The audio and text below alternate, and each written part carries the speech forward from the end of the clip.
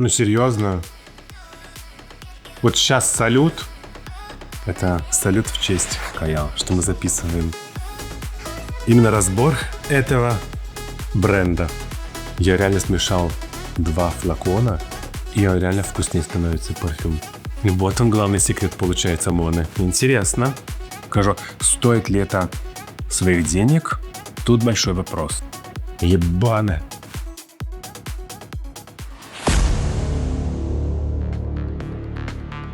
Всем привет! С вами Приемыс, один-единственный и настоящий ПБ-скус во всем мире. Вы на моем канале, и это значит, что время для нового выпуска «Парфмании». Рубрика, где мы смотрим на индустрию без розовых очков и отделяем реальный хайп от чистого маркетинга. Здесь я разбираю все. От копеечного масс-маркета, который умудряется звучать дорого, до тяжелого люкса, который иногда забывает, за что просит такие деньги. Мой подход прост. Я ценю качество, уважаю труд парфюмеров, но не терплю, когда за красивым фасадом прячут пустышку. Только независимый взгляд, ваши эмоции и никакой скрытой рекламы. Сегодня под прицелом Каял. В 2026 году этот бренд стал феноменом. Кто-то видит в этом новую роскошь, кто-то просто грамотно упакованный коммерческий проект сестер Катан. Мы здесь, чтобы ответить на жесткий вопрос. Стоит ли этот арабский десерт своих денег? Или нас просто профессионально разводят на красивую обертку? У меня на столе столько флаконов, что в одном видео они не влезут. Иначе у нас с вами случится сахарный диабет. Поэтому сегодня часть первая. Мы разберем их фруктовые бестселлеры и ту самую гурманику. Скажу честно, один из этих флаконов пахнет как дешевый шампунь, за который просят вас раскошелиться конкретно. Готовы узнать правду? Тогда прямо сейчас подпишись на мой канал, поставь лайк и не забудь позвонить в колокольчик. Мое мнение не покупается, и здесь вы всегда услышите то, что сэкономит вам бюджет. Погнали!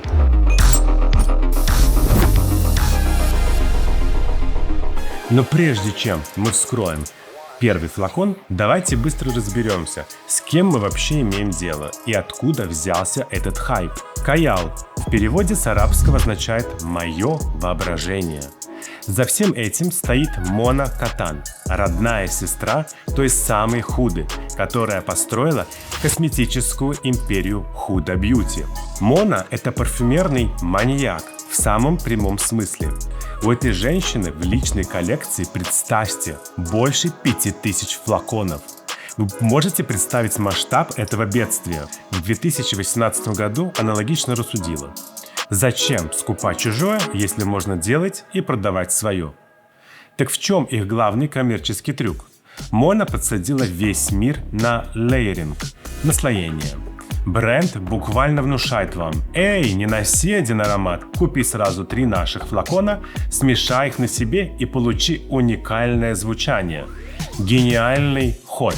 Вместо одного чека на кассе они выбивают сразу 3. Маркетинг просто 80-го уровня. Но надо дать им должное. Они не экономят на производстве. Формулы для Каял пишут топовые парфюмеры мира. Те же самые носы, которые создают шедевры для Dior или Tom Ford. А вот помогли ли эти громкие имена создать что-то по-настоящему крутое для 2026 года? Или это все еще сладкая водичка для фанатов Дубая? Сейчас проверим. Начинаем с фруктовой базы. Но, ребята, важный момент. Я знаю, что после моих описаний чешутся прям руки заказать все и сразу. Но Каял – это бренд-сюрприз. На блотере это может быть рай, а на вашей коже через час разочарование. Поэтому мой вам совет. Забудьте про слепые покупки полноразмера. Если бюджет поджимает или хочется попробовать вообще все, Ищите проверенные магазины от Леванта. И есть еще один маленький нюанс, прежде чем мы начнем открывать. У Каял очень специфические базы. Мускус, сахар, амбра.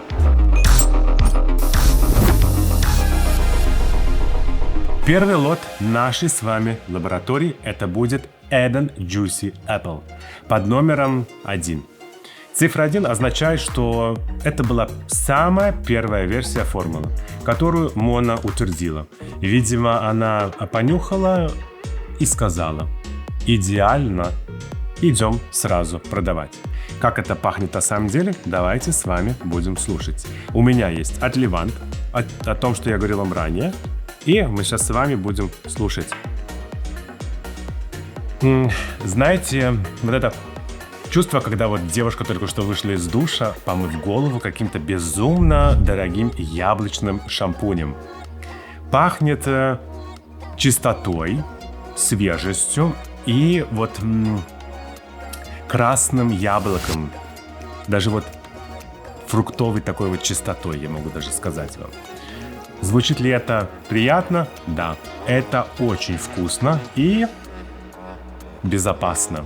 Вы никого им не задушите, ни в офисе, ни в лифте. Но звучит ли это как сложная ниша за сотни евро? Абсолютно нет. Это парфюм для тех, кто хочет пахнуть просто и вкусненько, не заморачиваясь на сложные смолы и ладаном. А теперь давайте будем скрывать этикетку и посмотрим, что нам говорит официальный производитель по составу. Сам бренд нам заявляет, что это игривый, яркий и аппетитный аромат, перед которым невозможно устоять. Хорошо, значит, смотрим пирамиду. Верхние ноты – это у нас сочное красное яблоко, черная смородина и розовый грейпфрут. Честно, но яблоко здесь очень сочное, прям вот хорошо и можно его услышать. Средние ноты – это дикие ягоды, цветок малина и жасмин. И база у нас ванильный цветок, сахарный мох и мускус. Это у нас базовые две ноты. Думал, будет больше, но их две. Пирамида выглядит богато, но по факту это монояблоко, которое плавно уходит в чистый мускус с ягодным соком. И вот тут мы с вами подходим к самому интересному. Стойкость. Это главная боль этого флакона. Ребята, это парфюмерная вода. Eau de Parfum. Но она слетает с кожи быстрее, чем ваша зарплата в день получки. Часа 3-4, ну максимум 5 часов на одежде, и от этого сочного яблока остается только легкое воспоминание и мускусная база. Шлейф есть только в первый час. Дальше аромат сидит интимно, близко к коже. Цена за 100 мл этого яблочного фреша с вас попросят в районе 120-125 евро. Стоит ли отдать такие деньги за запах хорошего шампуня? Это уже решать вашему кошельку. И один из главных фактов – рейтинг. В 2026 году он стабильно держит 3,9 из 5. Фанаты его обожают за легкость, критики ненавидят за простоту. А теперь моя оценка. И моя оценка будет 7. Если вы ищете безопасный подарок девушке-подростку или вам просто нужен легкий, ни к чему не обязывающий аромат на каждый день, чтобы пахнуть свежестью, это окей. Но если вы прям ждете, не можете дождаться парфюмерного искусства и глубокого раскрытия, то проходите мимо. Вы будете разочарованы.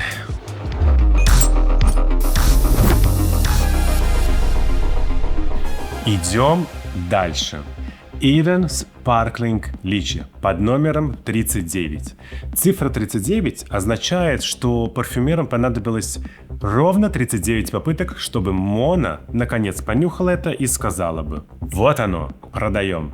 Если яблоко, предыдущий наш парфюм, это было просто шампунем, то это вечеринка с розовым лимонадом.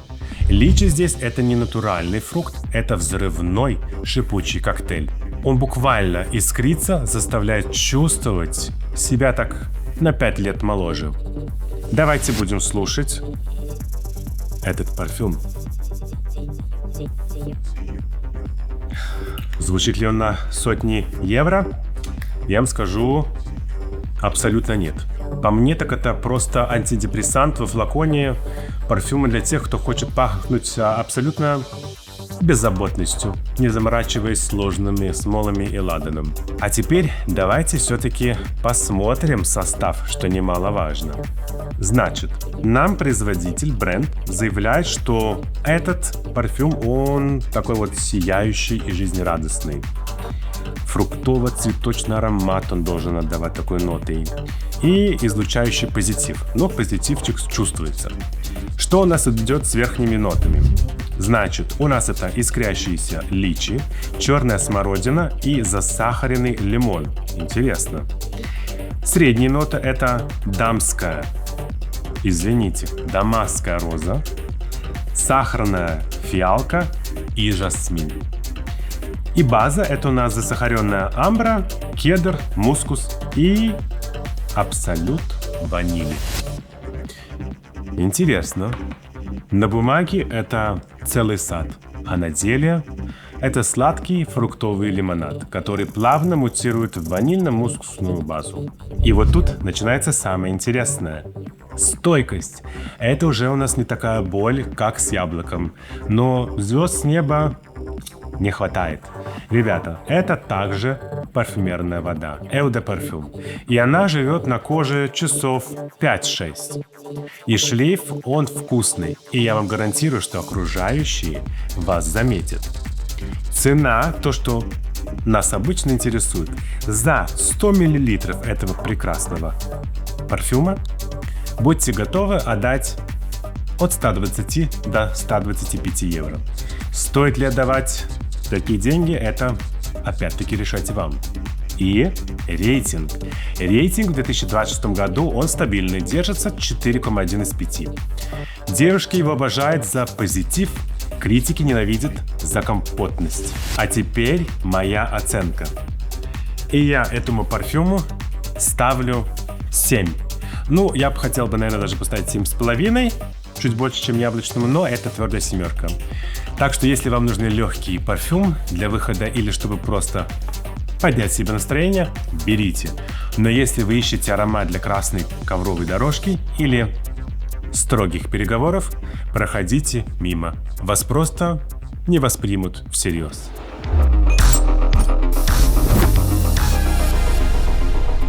Следующий лот в нашей с вами лаборатории – это Capri in a Bottle под номером 14. Цифра 14, я уже думаю, что вы знаете, что это значит, а это значит, что формулу утвердили довольно-таки быстро. Видимо, Мона хотела поскорей передать дух солнечной Италии и поехала в отпуск. Давайте будем его вместе с вами слушать. Будем честны, без парфюмерного снобизма. На мой нос вот это вот лимонное безе, которое, знаете, забыли в ванной комнате. Этот цитрусовый старт, который моментально он просто скатывается во что-то откровенно мыльное. Звучит ли это приятно? Вполне. Я вам даже могу сказать, свежо и сладко. Но оправдывает ли эта линия парфюма своих цен? Тут уже большой вопрос. Знаете, это больше пахнет как очень качественный освежитель воздуха или дорогое средство для мытья посуды с лимоном. Этот парфюм для тех, кто хочет пахнуть просто чистенько, но готов переплатить за бренд. Давайте препарируем этот состав. Какую легенду нам продают?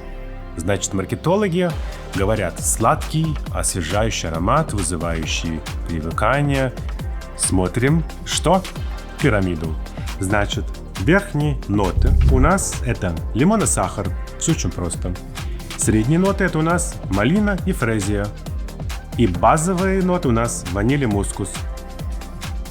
Я вам скажу, что пирамида выглядит довольно-таки богато, но при этом кажется, что нет. Но по факту это мыльный лимончик с сахаром, где малина потерялась где-то на итальянской таможне.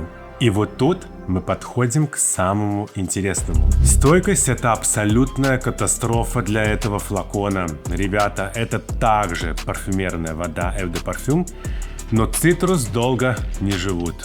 И здесь чудо не произошло. 2-3 часа на коже, и аромат испаряется, оставляя невероятную базу. Шлейф есть только вот, знаете, в первые 20 минут, дальше аромат исчезает. Пока вы спускаетесь по лестнице, его уже просто не будет. Цена – это то, что нас тоже интересует. И за этот флакончик вы будете готовы отдать от 100 до 120 евро. Стоит ли такой меньше флакон этих денег, решать опять-таки вам. И рейтинг.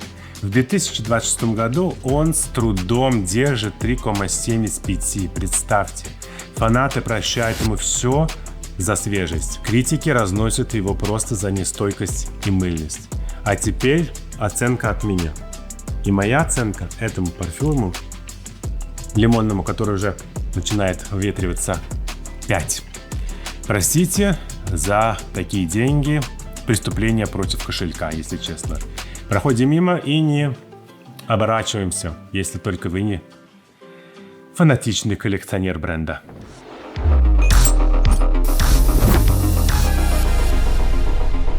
И закрываем мы первую часть лотом Vanilla Candy Rockstar Sugar под номером 42. Цифра 42 вы уже должны, по-моему, знать, что это кариес в одном флаконе. Мона явно понюхала 41 вариант и сказала: мало сахара, добавьте еще. Если вы думали, что предыдущие все ароматы у нас были сладкими, вы ошибались. Этот запах просто запах парка аттракциона, где одновременно едят сахарную вату и жуют жвачку. Звучит ли это приятно? Давайте слушать. Слушайте, для сладкоежек это просто полный рай. Но звучит ли это аккуратненько? Я даже не знаю. Это логично, что оно громко прям кричит о себе: «Я здесь». Если ваша женщина стоит с вами рядом и надушилась, будьте готовы, что вы также через 5 минут будете пахнуть. Ну что, срываем маски с этого парфюма и смотрим, что нам производитель говорит. А производитель нам обещает, вы прям не поверите, восхитительный соблазн, пробуждающий вашу внутреннюю сладкоежку. Представьте, ну давайте смотреть. Значит, верхние ноты. Верхние ноты — это у нас засахаренная груша, ром, листья фиалки и зефир маршмеллоу. Интересно. Средняя нота — это у нас розовая жвачка, белая карамель и жасмин. А база — это у нас каменный сахар, бобы тонко, пачули и фирменная ваниль от Каял. Список ингредиентов выглядит как меню, знаете, в кондитерской. И по факту это и есть расплавление карамели со жвачкой, которая заливает все живое. Но здесь есть одна суперсила, и это стойкость. Ребята, это парфюмерная вода Eau de Parfum, и она железобетонная. От 8 до 10 часов на коже, а на одежде выживает даже после стирки.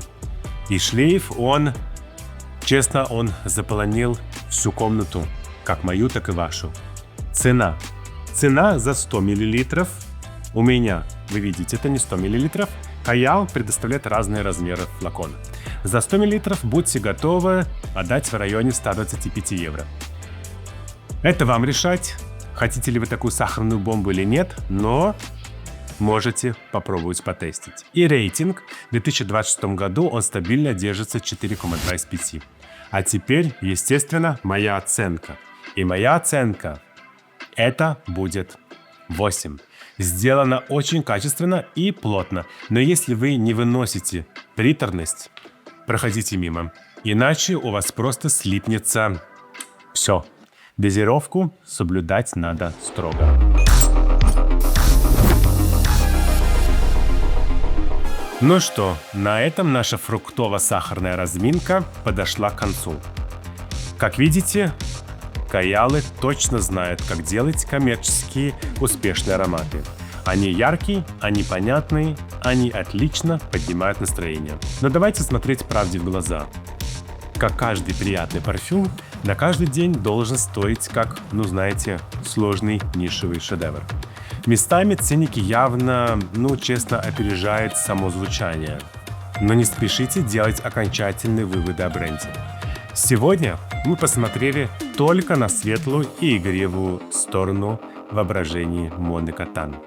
В следующем выпуске на этот стол ляжет настоящая тяжелая артиллерия, и вы уже одним глазом можете увидеть, что она уже стоит тут. Я достану тот самый знаменитый фисташковый Yum Pistachio, из-за которого разделился весь парфюмерный интернет. Мы разберем густую вишню Burning Cherry, зефирный хит Bougie Marshmallow и вскроем настоящий статус роскошного Rose Royale. Поверьте, там будет совершенно другие эмоции, другие профили, и мои оценки вас точно удивят. А пока мы ждем вторую часть, спускайтесь прямо сейчас в комментарии и пишите прямо, какой из этих 4 легких ароматов вы бы с удовольствием забрали в коллекцию, а какой точно обошли бы стороной. Мне реально интересно почитать, совпадут ли наши с вами вкусы. И самое главное, если вы еще не подписались, жмите кнопку, обязательно бейте в колокольчик, чтобы не пропустить продолжение нашего большого разбора. С вами был ваш приемыс Pablescus. Всем крутого шлейфа, выбирайте ароматы с умом. И до встречи во второй серии.